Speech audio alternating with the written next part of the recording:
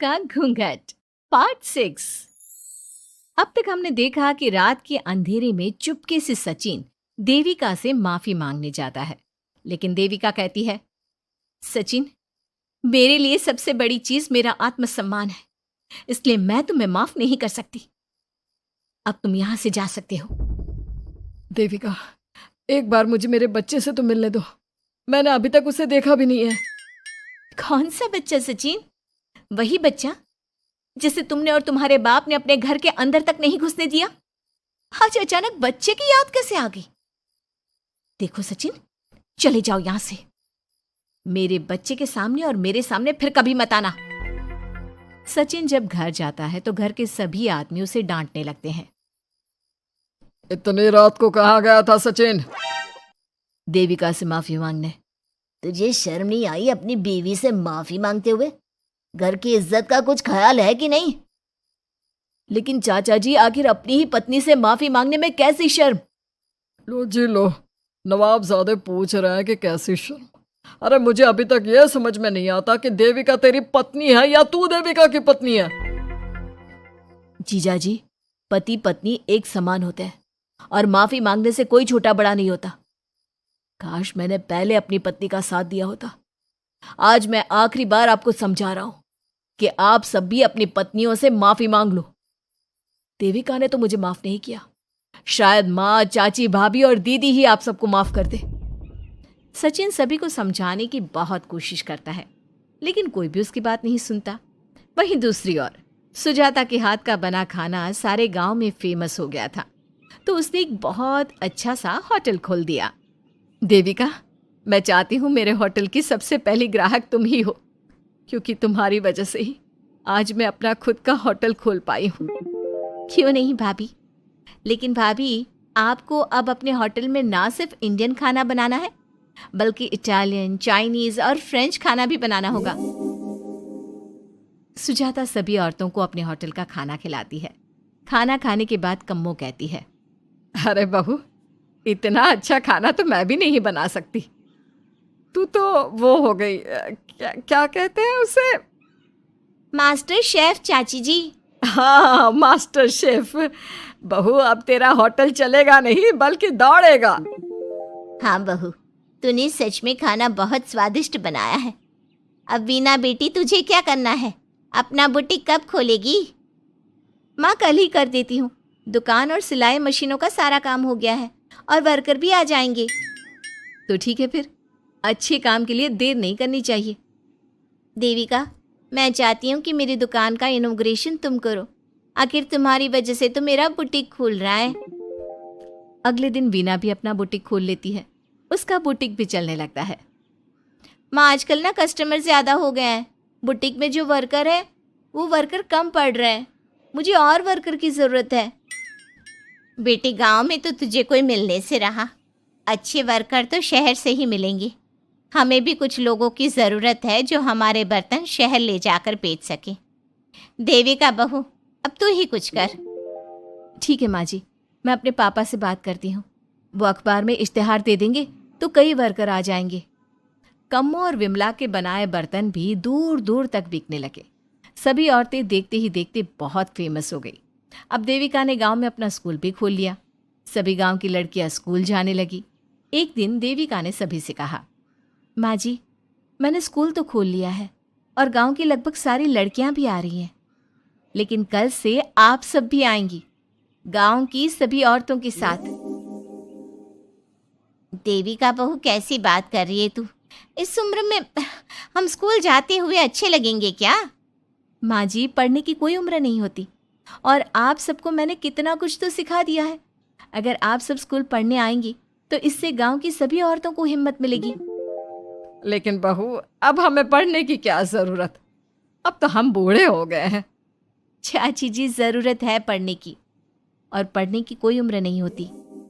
अब देविका लड़कियों को पढ़ाने के साथ साथ गांव की औरतों की शिक्षा पर भी ध्यान देने लगी। कुछ दिन में घर की सभी औरतों के बारे में राज्य के बड़े बड़े मंत्रियों को पता चला और वो सीधा उनके गांव उनसे मिलने पहुंचे। देविका जी, आपकी वजह से पूरे गांव का नाम रोशन हो गया है। जगह जगह आपके घर की सभी औरतों की तारीफ हो रही है।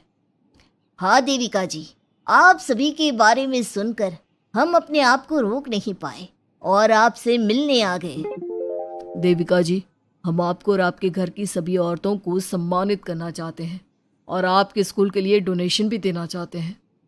इस तरह मंत्री और गांव के सभी लोग देविका के साथ साथ उसके घर की सभी औरतों को प्रतीक चिन्ह देकर, फूलों की माला पहनाकर और शॉल देकर सम्मानित करते हैं।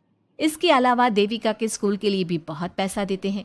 जिस पंचायत ने देविका के खिलाफ फैसला सुनाया था, उस पंचायत को अपने फैसले पर आज पछतावा हो रहा था।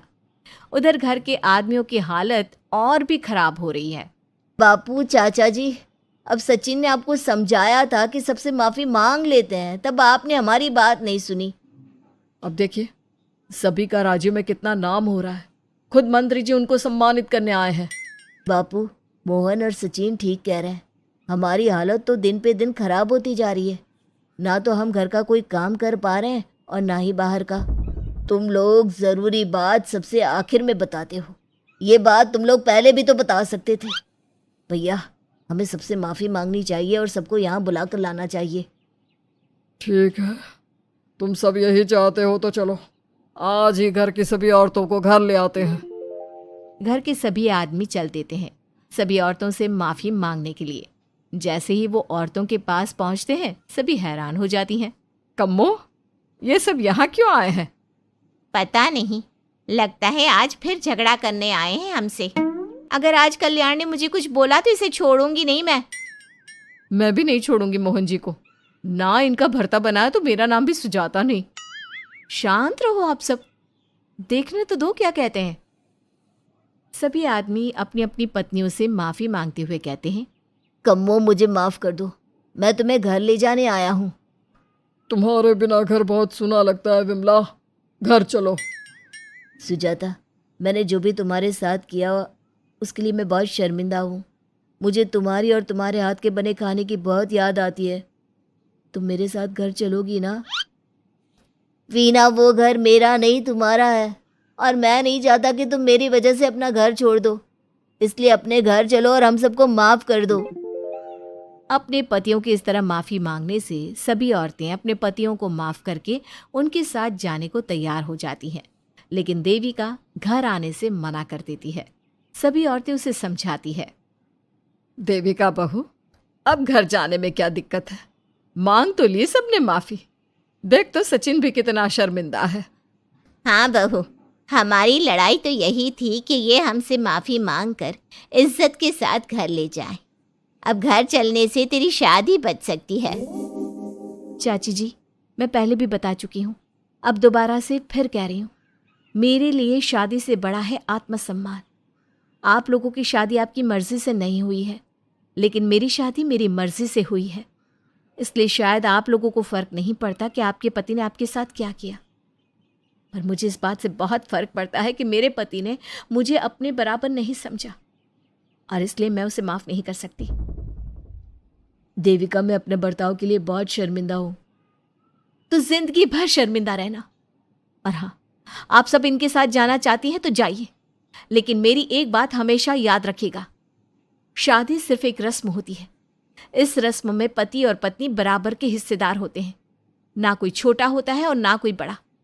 इसलिए यदि आपका पति आपको सम्मान दे तो बदले में उसे सम्मान दो, नहीं तो वो जैसा करे आप भी वैसा ही करो। देविका सचिन के साथ नहीं जाती है और अपने बेटे के साथ वहीं रहने का फैसला करती है। अब वो न सिर्फ अपने गांव बल्कि हर जगह जाकर महिला शिक्षा और उनके अधिकारों का प्रचार करती है। हमारे प्यारे दर्शकों, हमें कमेंट करके ज़रूर बताएं कि देविका का ये फैसला आपको कैसा लगा और हमारी कहानी सास का घूंघट आपको कैसी लगी। इसी तरह की मज़ेदार कहानी सुनने के लिए हमारे चैनल को सब्सक्राइब ज़रूर करें।